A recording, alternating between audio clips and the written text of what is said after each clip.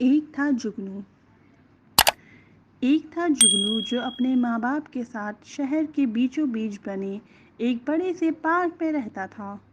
ان کا گھر ایک آم کے درخت پر تھا۔ ننھا جگنو بہت ہی ضدی اور شرارتی تھا۔ وہ اپنے امی ابو کا کہا بالکل نہیں مانتا تھا۔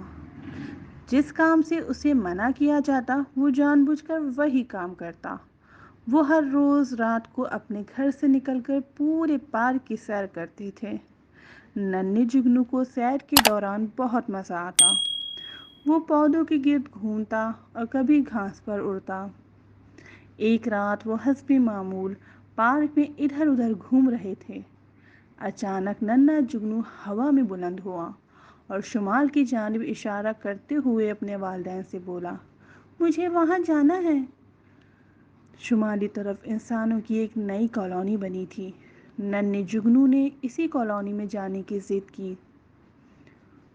وہاں مت جانا میرے بچے، وہاں خطرہ ہے۔ جگنو کی ماں اس کی بات سن کر خوف زدہ ہو گئی تھی۔ مگر مجھے اس کالونی میں ضرور جانا ہے۔ میں انسانوں کے بچوں کے پاس جانا چاہتا ہوں۔ رات کو مجھے وہ دیکھ کر بہت خوش ہوں گے۔ ننھا جگنو بولا،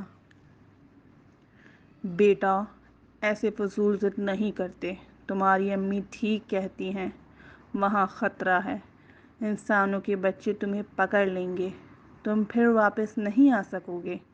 میرے بچے، تم صرف رات کو چمکتے ہوئے ہی اچھے لگتے ہو، دن کی روشنی میں انہوں نے تمہارا اصل روپ دیکھا تو وہ فوراً تمہیں مار دیں گے، ابو نے اسے سمجھایا۔ ننھا جگنو خاموش ہو گیا اور مزید ایک لفظ نہ بولا۔ کچھ دیر بعد وہ اپنے گھر لوٹ آئے۔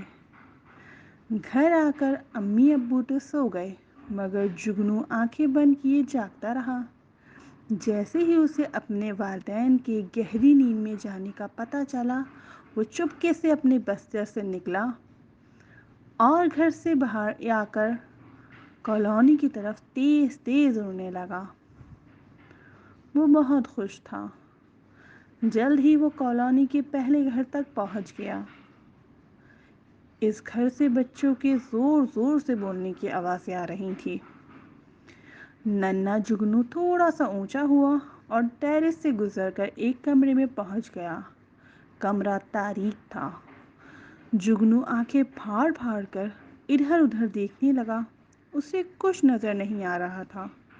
وہ واپس جانے کے لیے پلٹا اور تبھی اس پر ایک خوفناک انکشاف ہوا۔ وہ کسی چھوٹے سے ڈبے میں قید ہو چکا تھا۔ اچانک چٹ کی آواز آئی اور کمرہ روشن ہو گیا۔ یہ دیکھ کر ننھے جگنو کے ہاتھوں کے طوطے اڑ گئے کہ وہ واقعی ایک شیشے کے جال میں قید ہو چکا تھا۔ وہاں ایک چھوٹا سا بچہ موجود تھا جس نے اسے پکڑ لیا تھا۔ جال ہاتھ میں لے کر بچہ خوشی خوشی پورے کمرے میں گول گول گھومنے لگا تھا۔ ننھے جگنو نے باہر نکلنے کی کوشش کی لیکن جال کا منہ سختی سے بند تھا۔ اب تو جگنو بہت افسردہ ہوا۔ اسے اپنی غلطی کا شدت سے احساس ہوا۔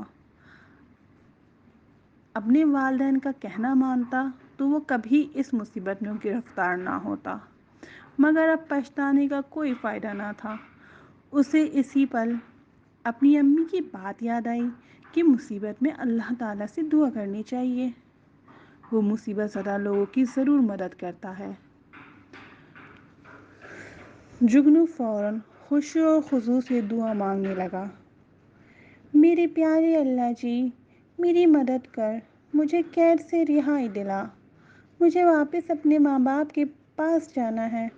میں وعدہ کرتا ہوں کہ آئندہ اپنے والدین کا کہنا مانوں گا، بے جا ضد نہیں کروں گا۔ چونکہ ننھے جگنو نے سچے دل سے دعا مانگی تھی، اس لیے اللہ پاک نے اس کی دعا سن لی اور اسے جال سے آزادی مل گئی۔ لیکن کیسے؟ ہوا یوں کہ تیزی سے گول گول گھومتے ہوئے بچے کے ہاتھ سے شیشے کا جال گر پڑا اور ٹوٹ گیا۔ ننھا جگنو آزاد ہو گیا۔ اس نے فوراً اللہ کا شکر ادا کیا اور پھر وہاں سے روانہ ہو گیا اور کبھی واپس نہ آنے کا عزم کیا۔ اسے اب پتہ چل گیا تھا کہ امی ابو کیوں اسے اس کالونی میں جانے سے منع کر رہے تھے۔ وہ تیزی سے اپنے گھر کی طرف اڑتا چلا جا رہا تھا۔